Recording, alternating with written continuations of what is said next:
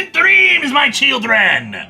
Given it's the 10th anniversary, you might have expected that we would be returning to the series that started it all, the 2008 House of Mystery book.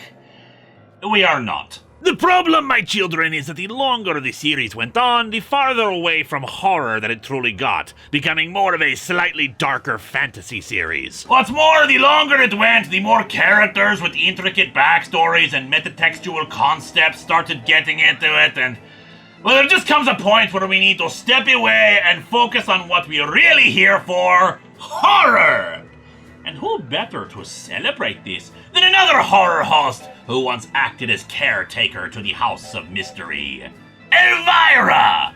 Yes, the boobalicious and glorious Elvira was host to the House of Mystery for a time, with her first issue being a Halloween special, and the last one being a special celebrating whatever the hell this holiday is supposed to be. St. Patrick's Day, I think?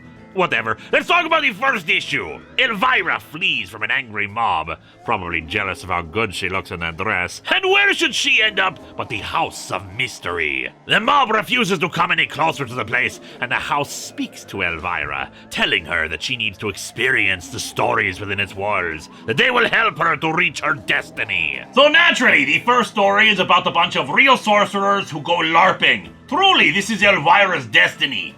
Yes, The Realm is a very strange story to begin the House of Mystery series. It seems to be playing on those old fears of Dungeons and Dragons being evil and full of real magic and sorcery, but it doesn't really suggest the game itself is evil or anything. And trust me, my children, if it truly was that dark and terrible, I'd probably be playing it. Basically, a group of rich people decide to get together for a party and to use magic to enter a fake fantasy realm to experience their game. Even stuff like acid pits that pop up do not actually harm them. It's still all fake. At least until the youngest of the clan, annoyed by how they're playing such silly games when they're so powerful in the real world, takes his uncle's book of spells and uses them to try to make the game deadly. However, utilizing the magical items left behind in the game world, they defeat the boy and transform him into a baby to end his shenanigans and the game. You know, my children, I'd get into tabletop more if stuff like this was a possibility.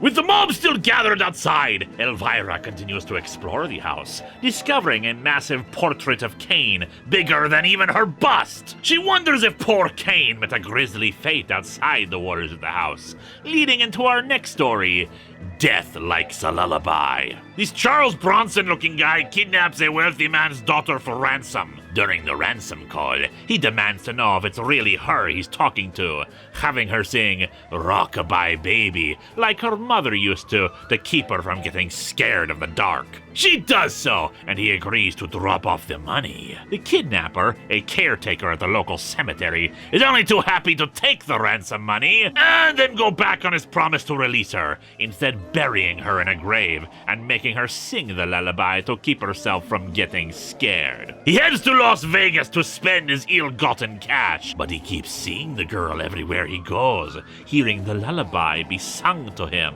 Until in his confusion and horror, he falls off the balcony in his hotel room, right in front of a little girl, who says she'll sing him a lullaby to keep him from being scared. And then she's a skeleton! Oh yeah, I always knew children could become skeletons on a whim. How do you think I met Sally here?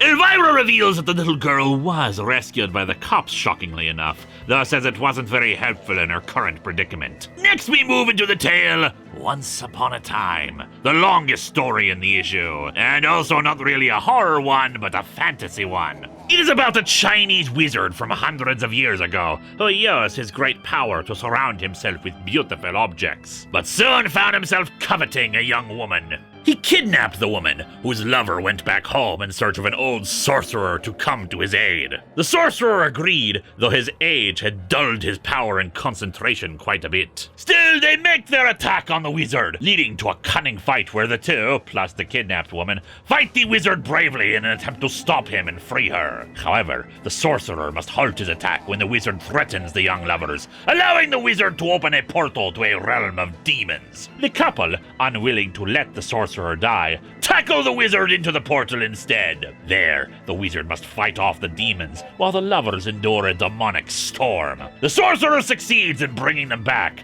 but their poor bodies could not survive the demonic hellscape. He cannot save their lives, but he uses his power to preserve their love itself in a bottle, because true beauty is as eternal as love. Considerably more expensive, though.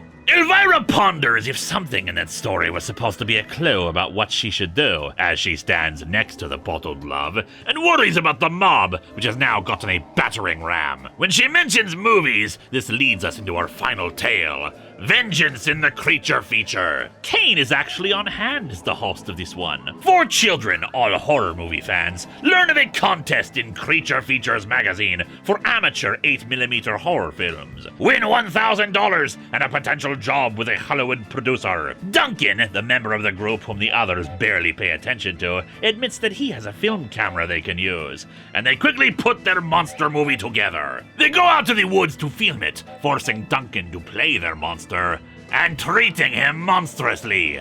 They abuse him and make fun of him, even leaving him behind when they depart for the day. However, when they review the processed footage of the film, Duncan's monster is only too happy to come out of the screen and show them what he thinks of their treatment. But hey, at least the contest loved the finished product, awarding Duncan the $1,000. Remember, my children, it's good to love horror movies, but don't make other kids' lives into one.